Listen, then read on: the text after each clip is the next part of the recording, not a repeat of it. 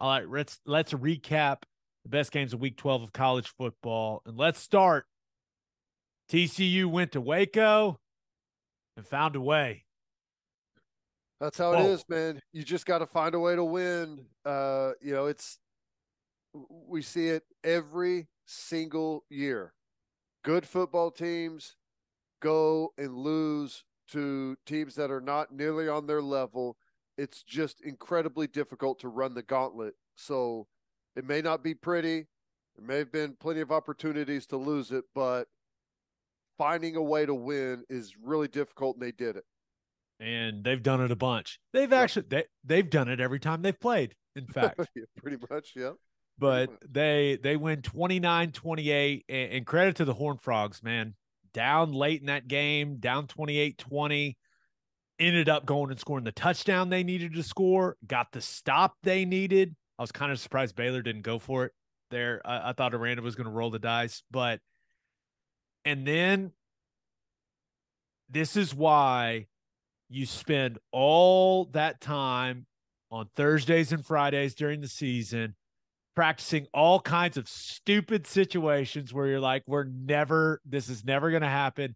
We're never going to use it. It happened. Mayday field goal. That's what we called it at OU. You practice it every week. I heard Sonny Dykes, they call it bazooka field goal, Yeah. which is pretty cool. But I, I'm sure if you gave Sonny Dykes some truth serum, he would have preferred it not play out the way that it did there late in that game. But they decide to run it in that situation and go with bazooka field goal, and credit to that special teams unit, to everyone that had a hand in working on that each and every week. Executed flawlessly, and Griffin Kell drills it and keeps the undefeated season alive. And that had to feel so good for that kicker because he was the reason they were in that situation. Yeah. Shaking a PAT earlier in the damn game. It was wild because I wasn't sure that the kicker was going to make it out there in time. He kind of took his sweet time getting out there. He was the last one to show up out there, and he was just kind of a slow jog, but he drilled it. That was money. Not easy to do, especially on the road.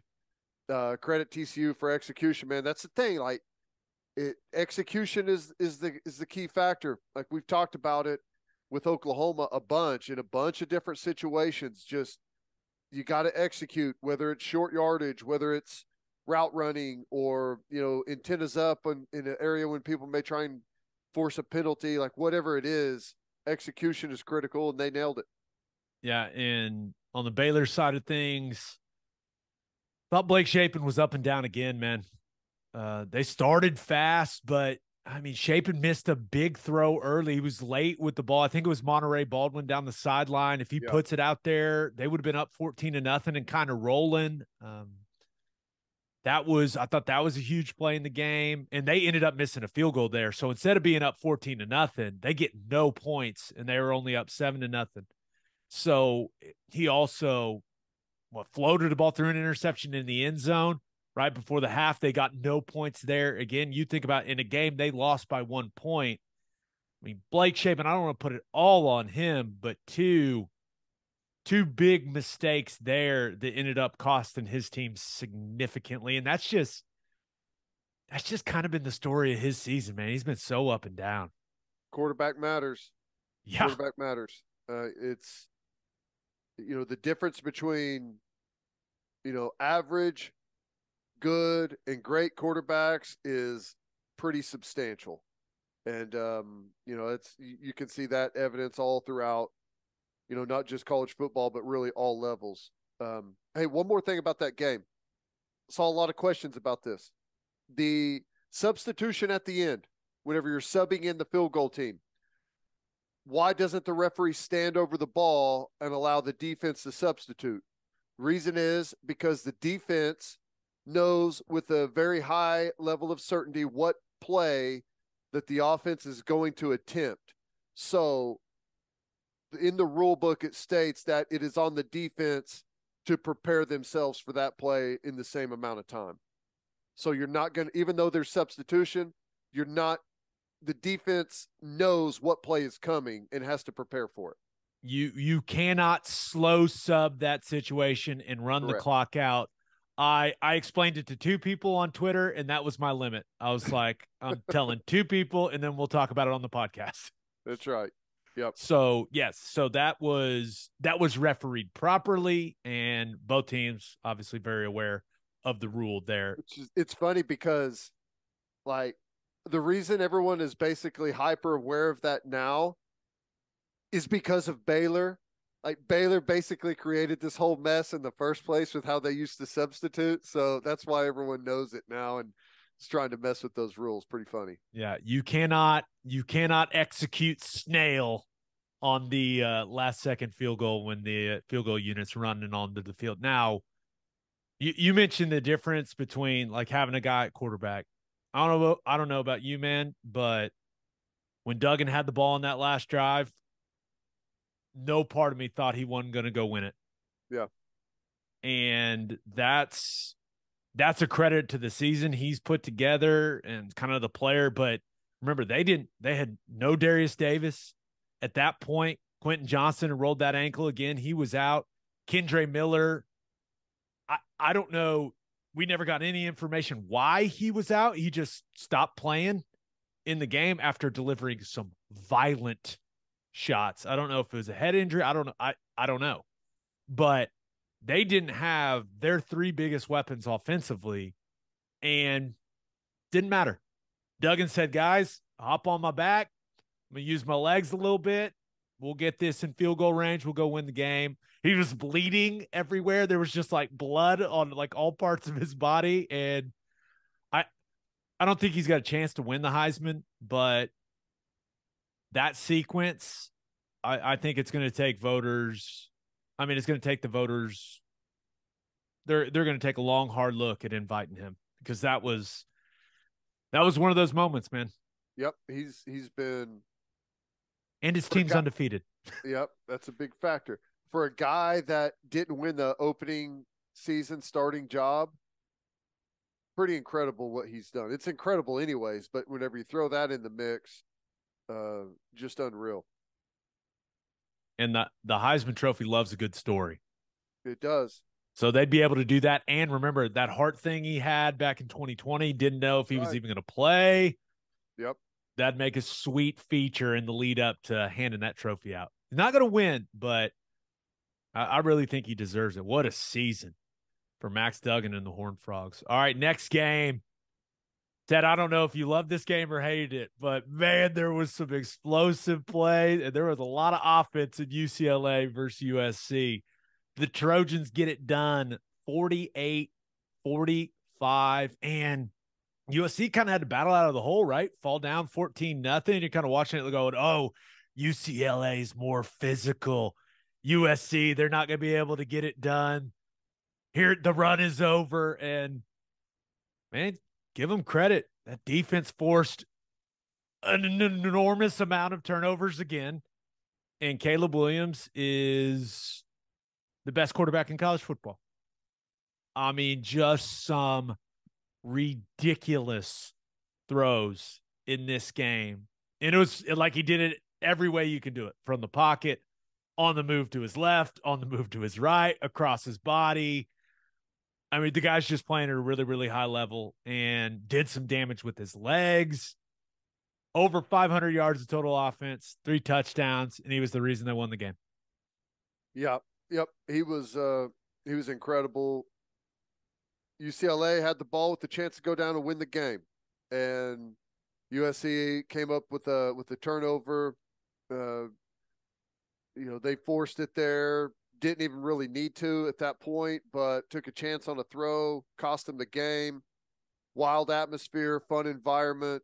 As you said, just a perfect uniform game between those two. It's a gorgeous uniform matchup. Gorgeous. Yeah. Caleb Williams, man, he's an absolute stud. There's no doubt. And they did it without their best running back as well. And that kid that came in did a pretty good job too. What, 6? Yeah. He played a really nice game for him. Yeah, and they did a really good job of running it into the end zone.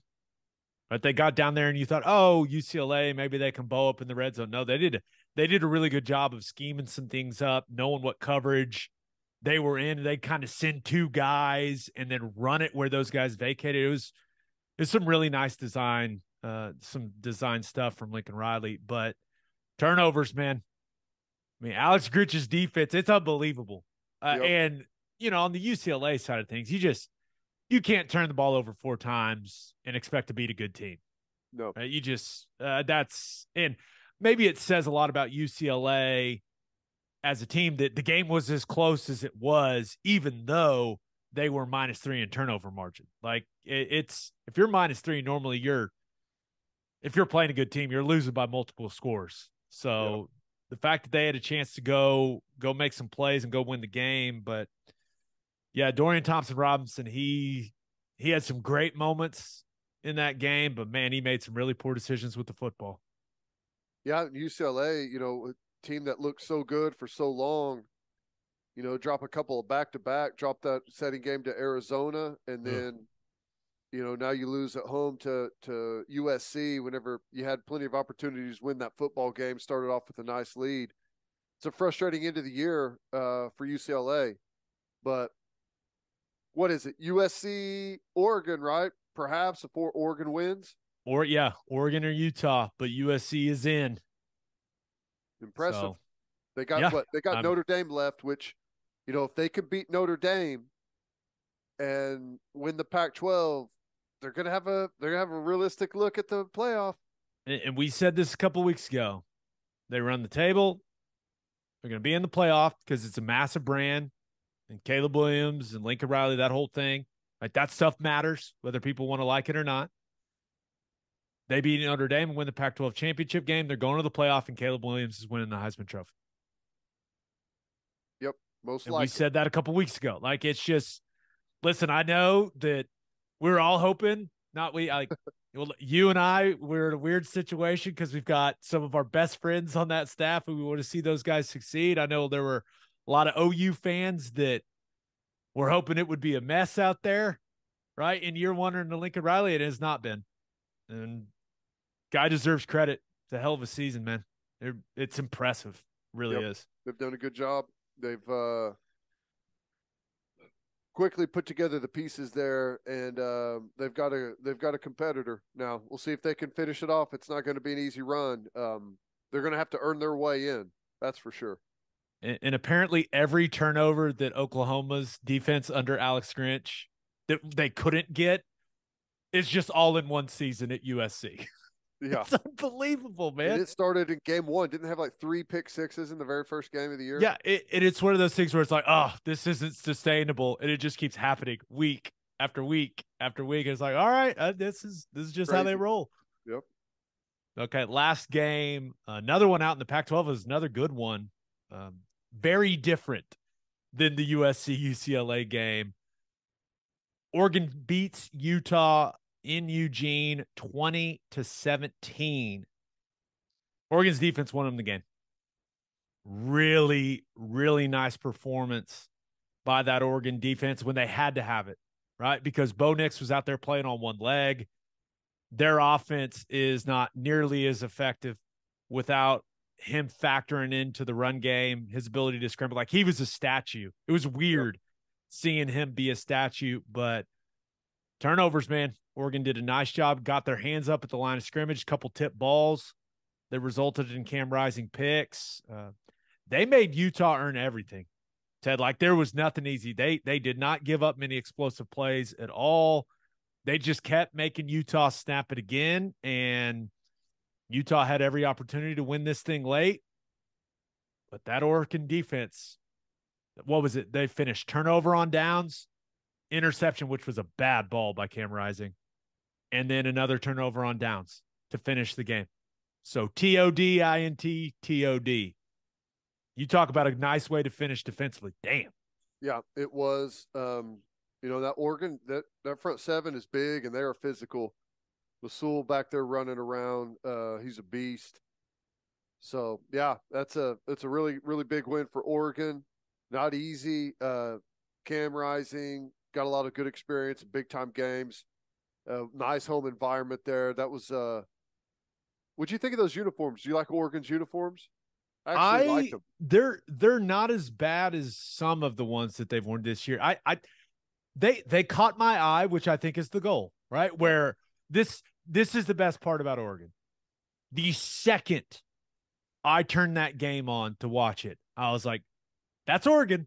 Didn't even see the scroll. It was like that. I know exactly who that is. Instantly. That's right. Yep. Which is I think what they're going That's for. branding. That's what you want. But and just kind of reiterate how well Oregon's defense played.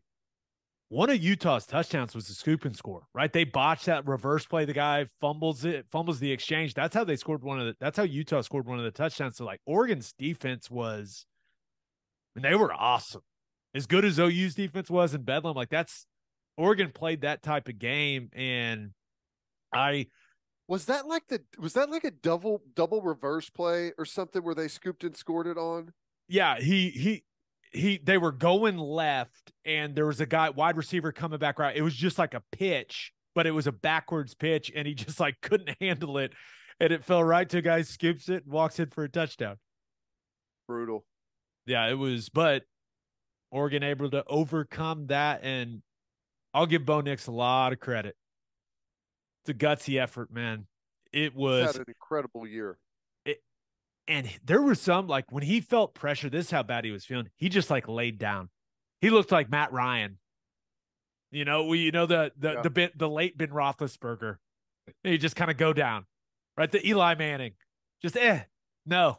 And that's how bad that leg or ankle or whatever's going on felt. And I know he had the interception late, and it was a long throw, and you could tell he just couldn't step into it enough. It just floated. But he went out there and his team got a win, man. And his defense had his back. It was pretty cool. Yep. Nope. That's a big one. Signer Caller doesn't have 100% out there, and the defense can back him up. That's impressive. Utah, I mean, a couple of first-year coaches out there put together some really nice teams. Yeah. I mean, Dan Lanning, future seems bright there at Oregon. And, yeah, obviously, Lincoln Riley's got things rolling pretty good at USC in year one. So, maybe year two for Brent Venables. Year two. Big leap year two, right? That's what's coming. That's right. The Bob Stoops year two leap, right? Let's hope. Well, all I know is you and I, the fan base, will have reasonable expectations for year two. We'll keep it reasonable. Oh, yeah. Never get out of hand, do we? Never. Never. You go back to what we said before the year. Oh, we expect him, win 10 games, win the Big 12, be in the college football playoff picture. Hasn't happened. Hasn't. It's a great way. Hasn't happened that way. I saw it played out differently.